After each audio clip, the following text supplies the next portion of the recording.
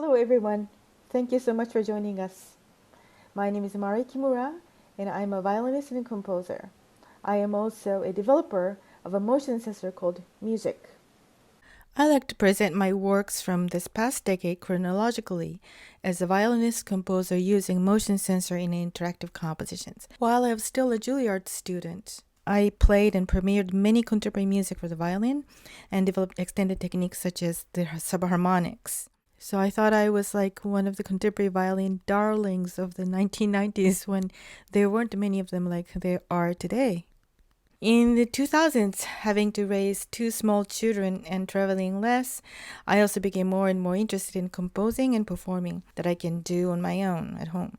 In 2010, I was a composer in residence at IRCAM in Paris in musical research, working very closely with the sound music movement interaction team, and learned about how motion sensors could be a tool to expand musical expressions like never before.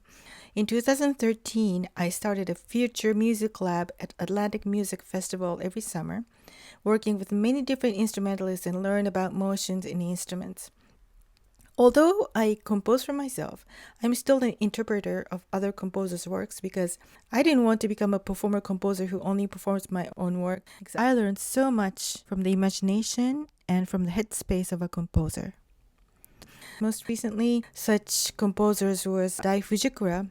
Motion Notions for Violin and Motion Sensor just got released from Sony International and published from a recording. At UC Irvine, where I teach since 2017, I was able to develop my own user-friendly motion sensor system. A year ago, in the middle of the pandemic, I started to sell Music motion sensor system for performance. My creative life now incorporates arts, research, education, and business. Music is now used not only by musicians, but actors, dancers, and even painters in many universities, including Harvard, University of Toronto, Miami, South Florida, Bowling Green, UCI, and Juilliard. My next concert in New York is on November 18th at Roulette in Brooklyn, titled Listen to the Music, M-U-G-I-C, Music with Motion Sensor. These works you're hearing now are some previews from the concert. I hope you enjoy.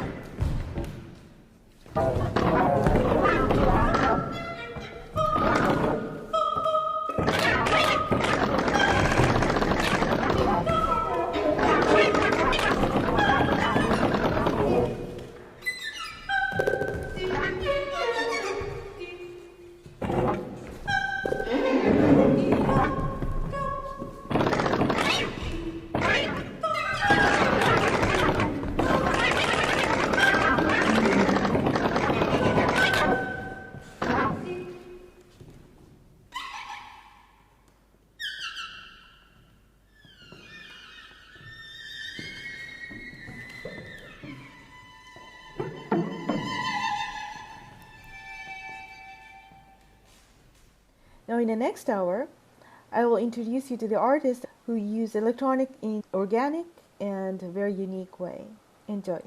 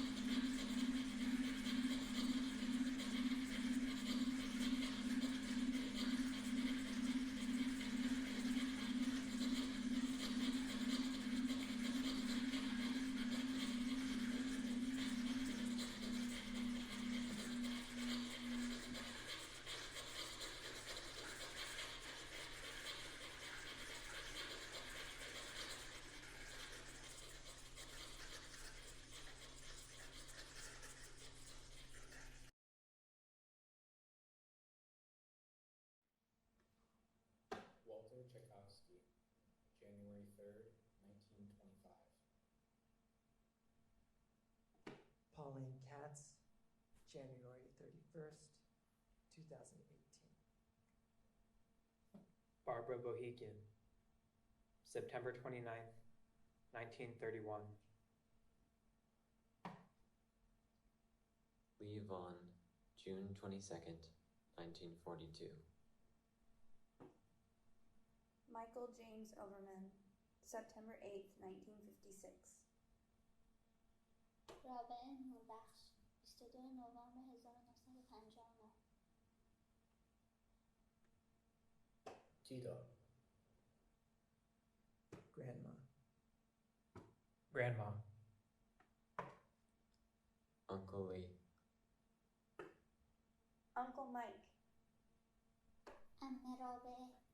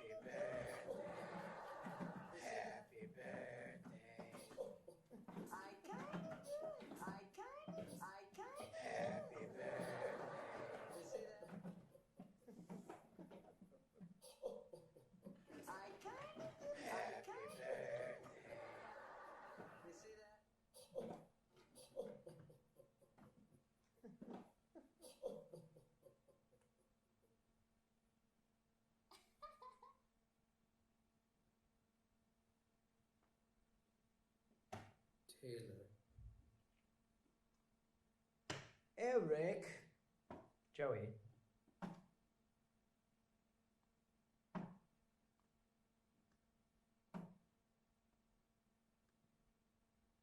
Chelsea, نیلوفر خانم،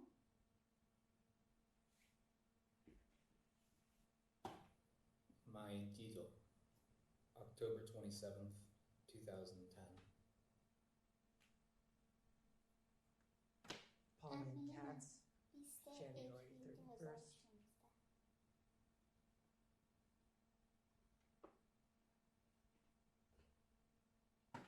امیر My Uncle Mike, 20 May اپریل 23rd, 2016. 2016. my grandma, March 25th, 2017. Pauline Katz, January 31st, 2018. My Uncle Lee, February 29th, 2020.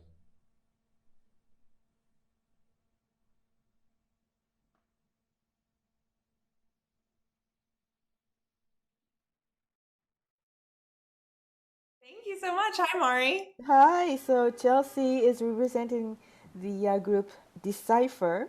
Tell me how you started out, you said, as laptop ensemble, but then now you don't consider yourself as a laptop ensemble. Why is that? So we got founded in 2017, kind of out of Stony Brook University. It was mainly a group of composers and a couple performers. But we started doing laptop pieces mainly because our founder, Nilufar, she went to a festival where she did some laptop pieces. So she brought them back and we started playing them.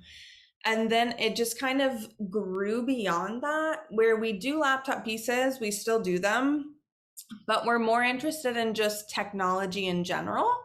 So we've opened it up to any type of piece that deals with technology in some way, whether it's a new technology or a really old one, or if it works hand in hand with acoustic instruments.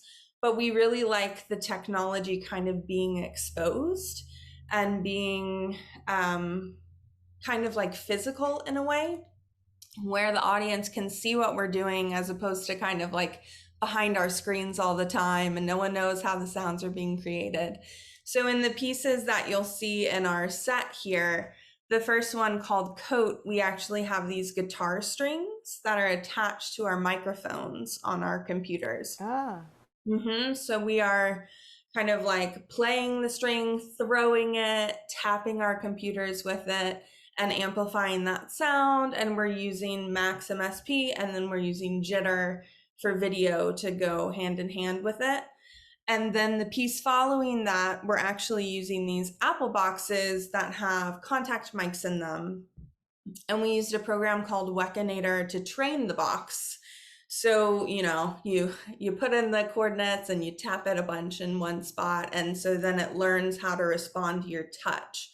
So then we have a physical instrument that we can literally play, kind of like a drum, that responds in specific ways based on the training. So we're super open to kind of any type of technology. And so we kind of took ourselves out of like the laptop ensemble brand and kind of just made it more general, just a tech infused ensemble. Where do you think you're going to go from here?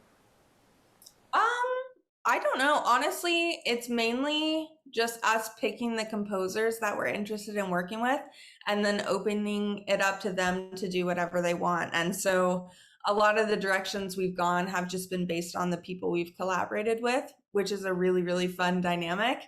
And it's usually a very collaborative process the whole time, and composers will be like, well, I've never done this before, but I want to try it out. Can you guys like test it and let me know if it works? So it's a fun learning curve, I think, for us as performers, but also for the composers who write for us, because it just kind of opens it up to whatever they're feeling in the moment.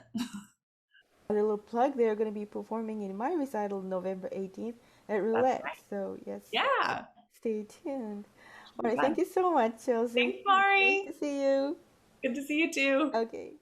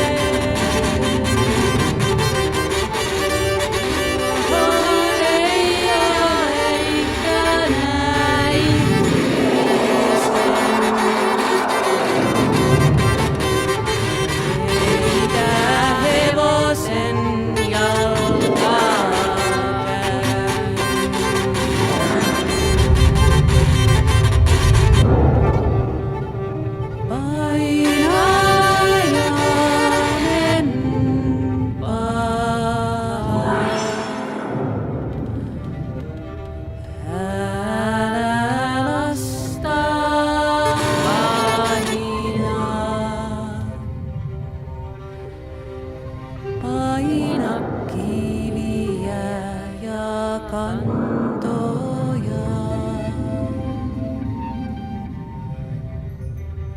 Älä lasta painaa.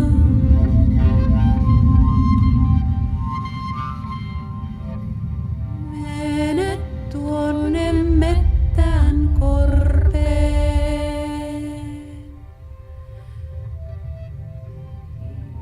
johon ei ole ikänä ihmisen.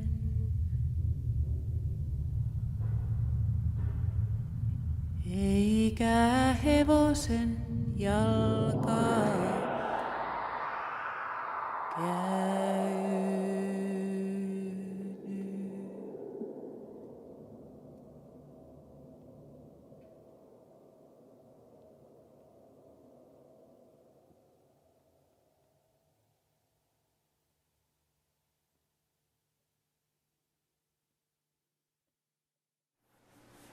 Hi, Meriheini. How are you?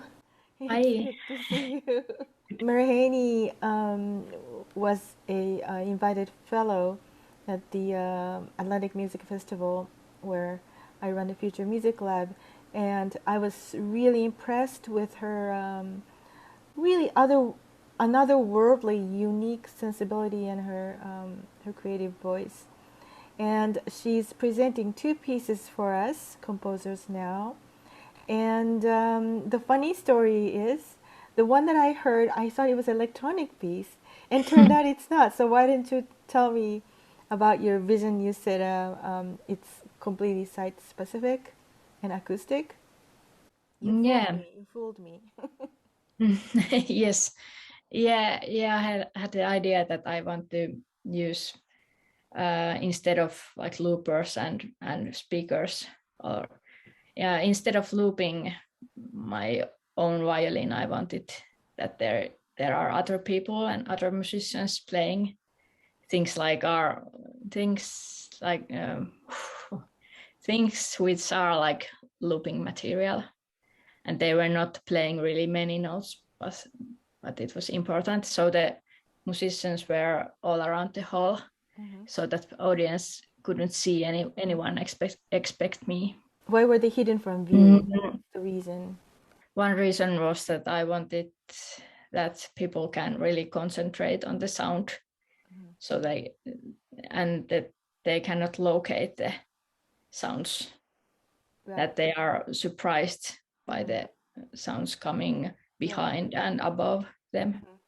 And it really sounded like it was coming from you. You know, it really sounded like it was almost interactive in a way. It's like, oh my God, what is she doing with this? You know, that's what I thought. So your sound that other musicians were playing, did you write those notes, or were they improvising pretty much? It was partly improvised. Like I was leading the whole thing, and we practiced together so that I knew what they were going to do, but they had the freedom to do. Okay, so it was sort of a directed kind of improvisation? Yeah. Did you have like notes written down, this pitch and that pitch and stuff? I didn't write any sheet music, but you didn't? No, actually I didn't. Okay. But it wasn't improvised either. Like I understand. Yeah. What was the instrumentation? It might be on your information, but what were the instruments? There was a percussion player who also played wooden flutes and vocals, and then one singer and 2 violinists. Oh, okay. And we were all singing. You're all singing together? Yeah, and actually we were all playing violin with the pizzicautos, or they were, even though they were not violinists, so they played the open strings. Excellent. Yeah, excellent. I hope people enjoyed it. It's really, I thought it was really beautiful. Okay, so on to the next one. With a little baby with the machine attached. Yeah. Tell me about that. That was the idea I got originally at the Future Music Lab. Right. and then there I had the box. I used a box where I had the sensor and I was moving it. So I create the music based on the movement. Right.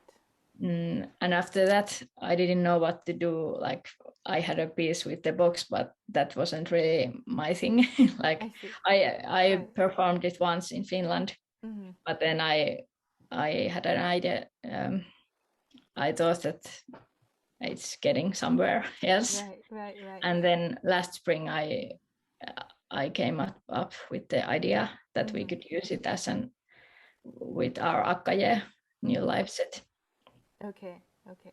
Yeah, so what Meriheini is talking about is that she did a really wonderful piece at a Future Music Lab in Maine at the Music Festival. She put the motion sensor music that I developed into a box. It's like an antique box that you found in some store, right? Around in a local store. And she tossed it around and made sort of like a magic box, and it was beautiful. It was really beautifully done. I got inspired by that, by the way. So my new piece is about motion sensor and a dog toy, chew toy. Put the thing inside the dog chew toy and stuff like that. But anyway, so tell me a little bit about that piece. So you were playing, what instrument are you playing in that video? It's a nyckelharppa, keyed fiddle. It's a Swedish traditional instrument. Swedish, you said? Yeah. It's a Nordic, so in Finland you played it too? A bit. Yes, but, a bit. Yeah. Okay. But it's Swedish one. Swedish one, okay. Yeah. So I forgot the other lady was playing the violin, right? Viola. Okay. Yeah. So just tell me, what is the concept behind the hanging baby in the cradle, hanging cradle? Yes, the song is about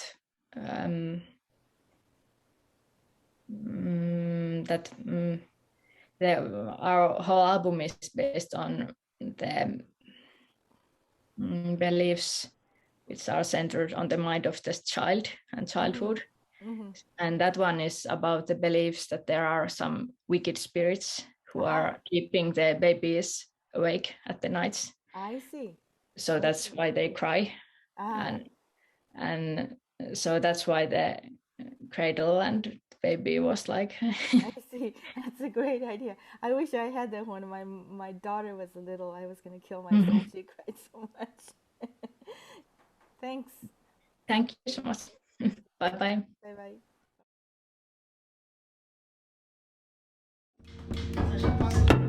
I didn't know growing up as a Vodou child it was any different from anyone else.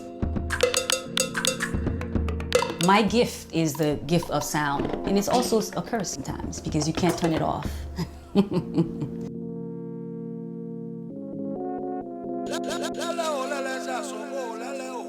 I am Val Jeanty, a Haitian electronic music composer from IT.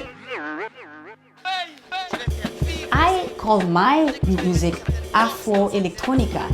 I'm sort of like doing the chemistry with the sound and the frequencies from the Vodou culture. Vodou is our way of life. Vodou is air. Vodou is sort of like the Haitian people's soul. I started off playing drums at the age around 3, 4, maybe 5. Because I'm coming from a Vodou family, my grandma was a mambo. It was sort of like part of the family reunions. Music was the connection to the divine for me.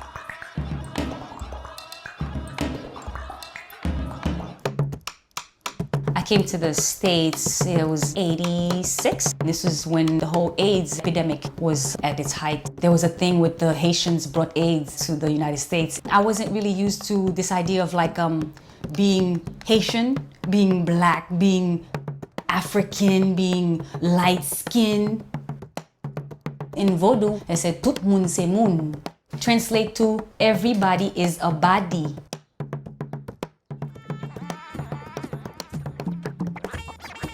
we're not really liked here because of the Haitian Revolution. We dare to be the first African nation to say, no, we don't want to submit to this. Well, the stereotypes here in America about voodoo, I had no idea. Zombie, voodoo dolls. And for me, it was funny, and it was also like, this can protect us. This can protect my culture. Also made me feel proud to be like, oh, I know why you don't like me. Because I want to be myself. I have my own God. I have my own culture.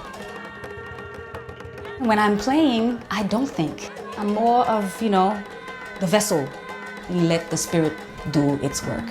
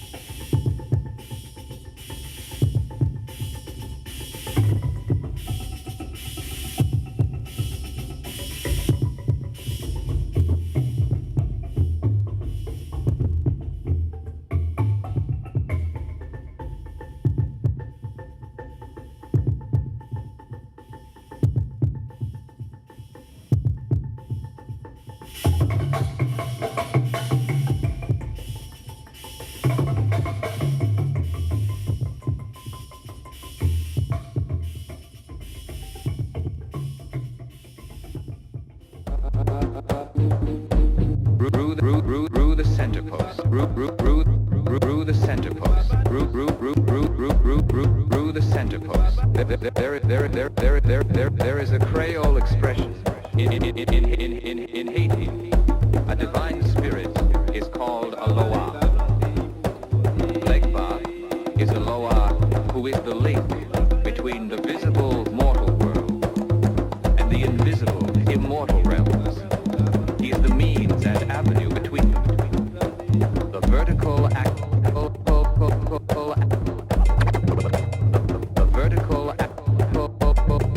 axis of the universe.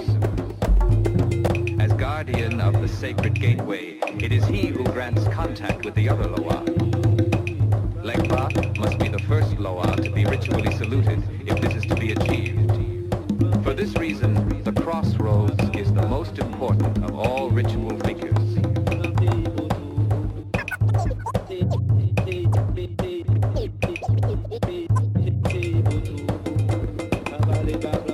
Whether drawn in flower on flat ground or traced in the air, the sign of the crossroads is always the juncture where communication between worlds is established, where the traffic of energies and forces between them is set up,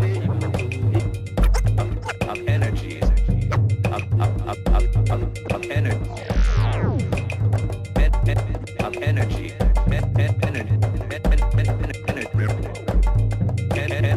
energies and forces between them is set up. Energies and forces between them is set up. Energies and forces between them is set up.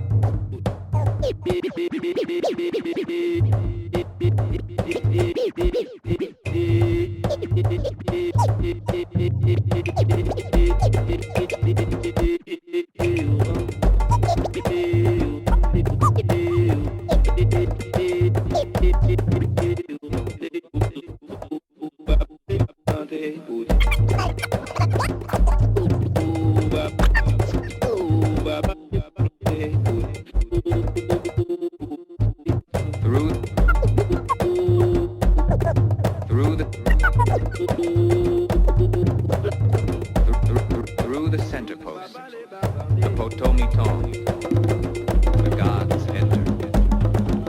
At its base, the bevers are drawn.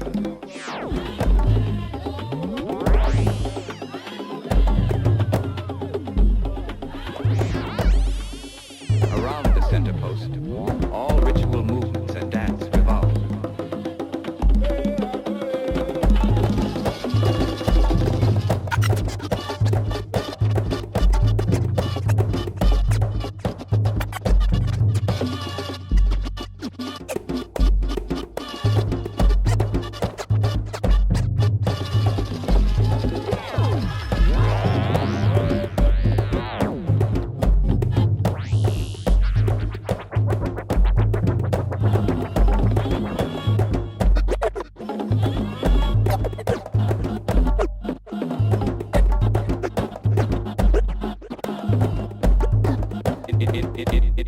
Energies and energies and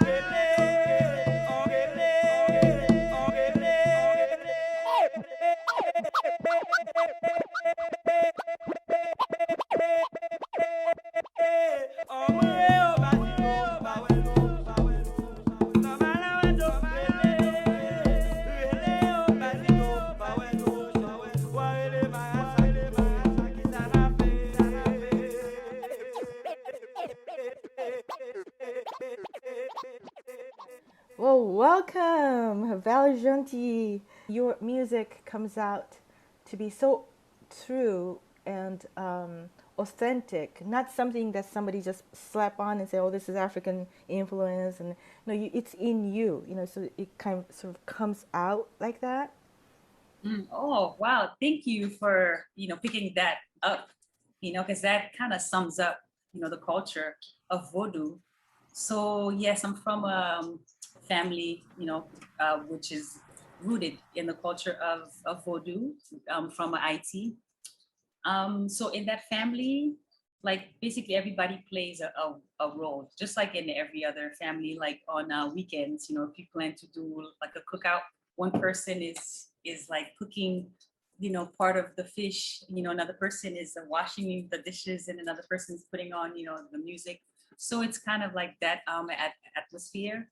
So when you're in that atmosphere, such a like a family connectedness, you almost like don't know that later, like, oh, actually, like musicians are supposed to be part of a family. That's where it usually starts first. So from that, I was able to sort of like keep the culture, and try to express the culture in the modern, in the now. And that was, it's still like a challenge, and I'm still sort of like learning through these like machines, what I call, machines. And I have this concept of ghost in the shell sort of, concept where, whatever we have, because it's coming from that same idea of the family, we can transfer to the world, because the world is our family, right? So it's that, it's that concept, and I'm sure that's why you feel like it's coming from that source, and that source is a family. And Vodou is very much all about family. Vodou is about, even within like the sounds, that's why it's not just thrown into the plate. No. When you're cooking for someone that's your family, or when you taste your grandma's food, it's not just thrown there. No. It has a certain taste, has a certain type of depth, and even after you eat it, you still feel it.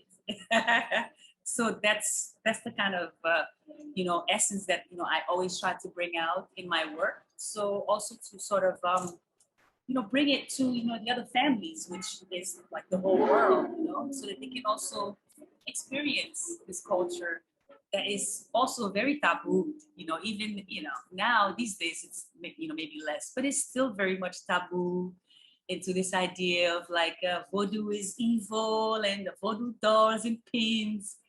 So, I take pride in like bringing this culture, say, look, this is the plate of food that we have. Have a taste and see what it tastes like.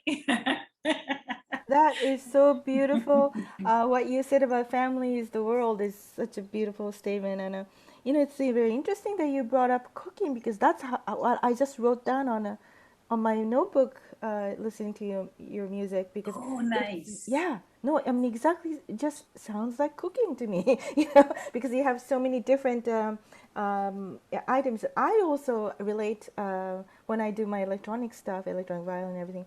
I actually talk about cooking. You pick some sound samples.